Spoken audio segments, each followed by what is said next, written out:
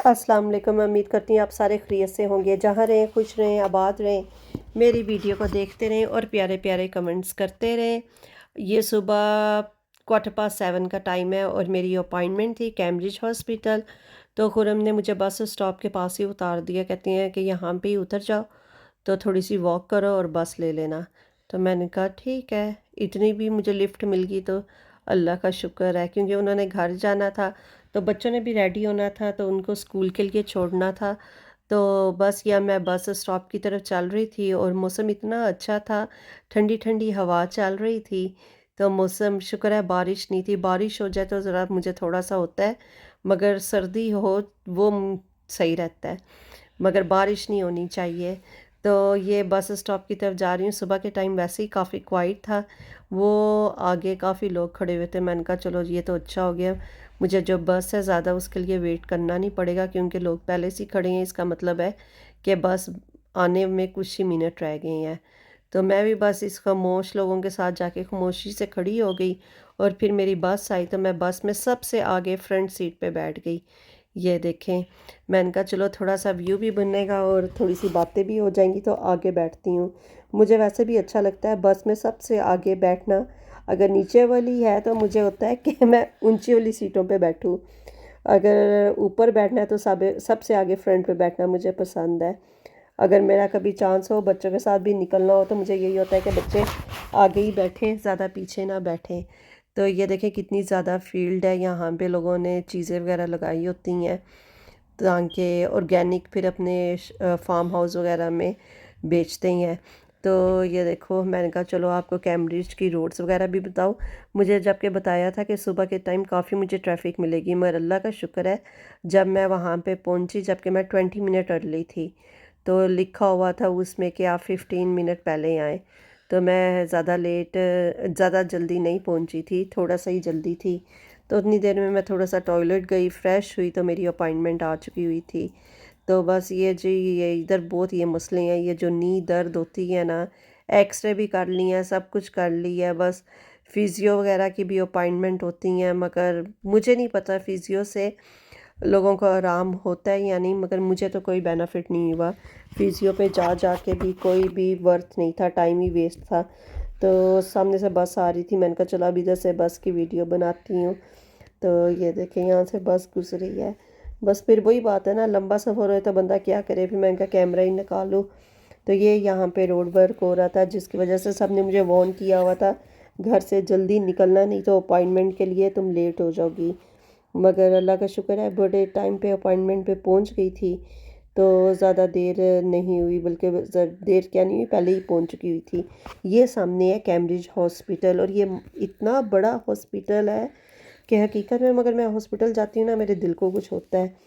मैं बस यही दुआ करती हूँ जितने भी बीमार हैं अल्लाह मियाँ सबको सेहतयाब करे और अपने अपने घरों में भेजे, क्योंकि ये एक हॉस्पिटल में भी जो पेशेंट्स होते हैं वो तो होते ही होते हैं, मगर उनके साथ जो बाकी बेचारे फैमिली रिलेटिव्स होती हैं वो उनके लिए भी काफ़ी मुश्किल हो जाता है, क्योंकि हमारे घर से ये वैसे ही 20 मिनट की है के दूरी पे है, वो भी अपनी गाड़ी हो तो बस पे टाइम ज़्यादा लग जाता है।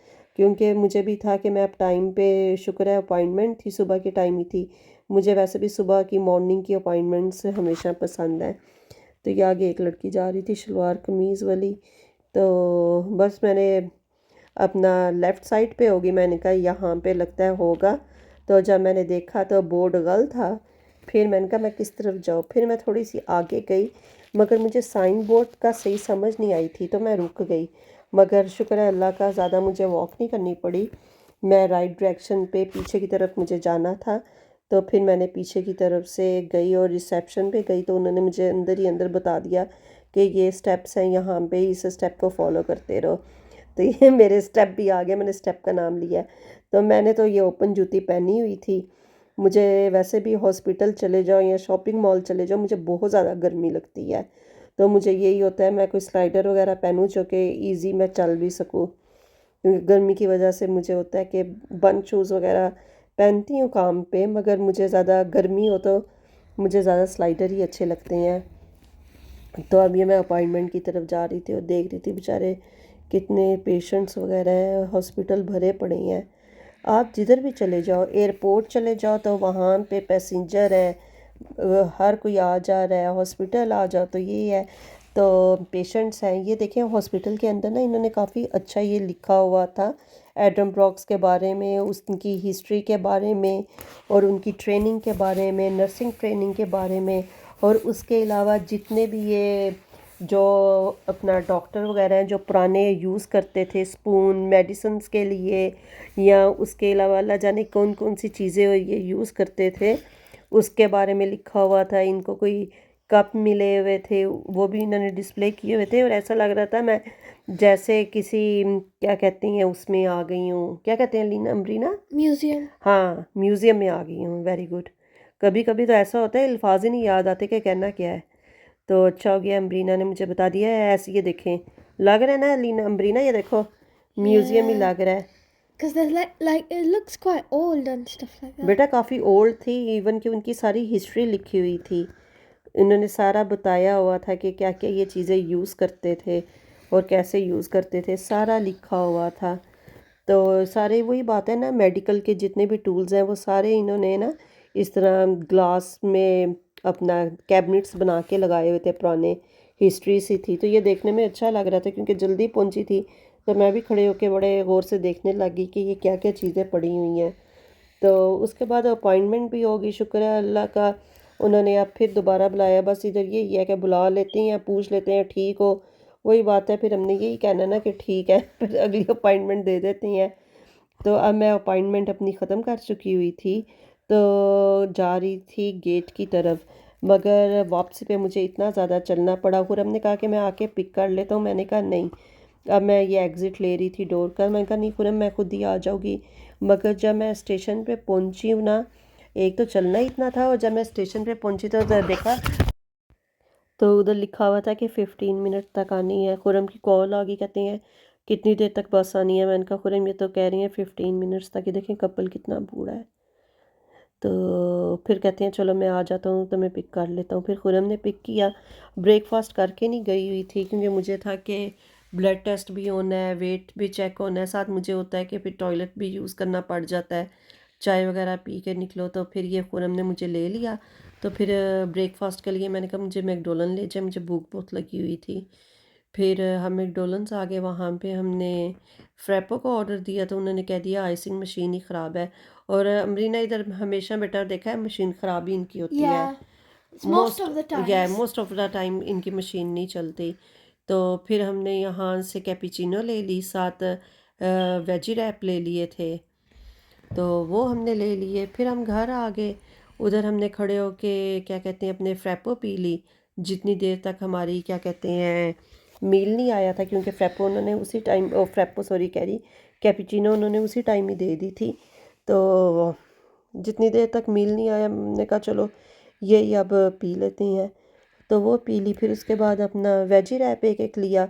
जब उन्होंने हमें दिया, आपको बल्कि ये बताओ जब भी आप मैकडोनल्ड जाएं, केएफसी जाएं, मेरे साथ तो ये काफ़ी दफ़ा हुआ है कि मैं जब बैग लेके थोड़ा सा आगे होती हूँ ना, तो कभी उसमें फ़्राइज़ नहीं होते, कभी चिली सॉस नहीं होती, कुछ ना कुछ मिसिंग होता है।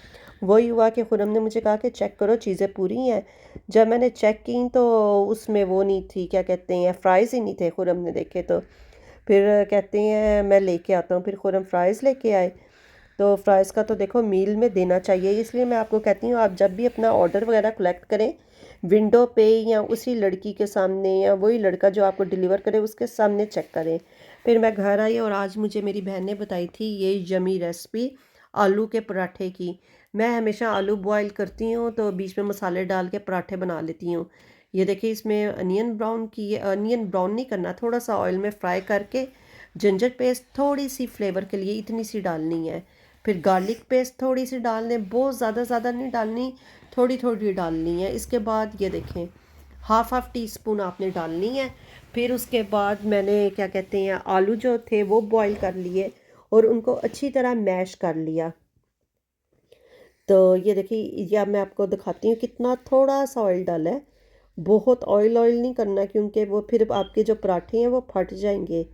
तो ये देखो अब इनको ना मैंने अच्छी तरह हिला लिया है और फिर मैंने ये मसाले डाले। मसाले जब मैंने डाले ना तो मुझे पता ही नहीं चला कि वीडियो नहीं बन रही थी, तो मैंने फिर दोबारा से वीडियो बनाई। ये सूखा धनिया, गरम मसाला, नमक, लाल मिर्च, दड़ा मिर्च और हरी मिर्च, और थोड़ा सा मैंने ऊपर इसके साथ डाल दिया था चाट मसाला, और ये मेरा हो गया मिक्स। तो जब मैंने सारी चीज़ें डाली तो देखा मेरा तो कैमरा ही नहीं ऑन था और मैं वीडियो बनाई जा रही थी। और ये देखो ये सारा कुछ अच्छा सा मिक्सर रेडी हो गया है। ये देखें कितना सॉफ्ट सा बना है, और ये देखें कितना कम ऑयल है। ये देखें, आपको ऑयल बिल्कुल भी नज़र नहीं आ रहा होगा। ये देखें मेरी कढ़ाई बिल्कुल साफ़ सुथरी है। ये इसलिए मैं ऐसे मिक्स करके आपको दिखा रही हूँ कि ये एक साइड पे भी मैंने कहा आलू का मिक्सचर थक गया होगा, इसको पलट दें।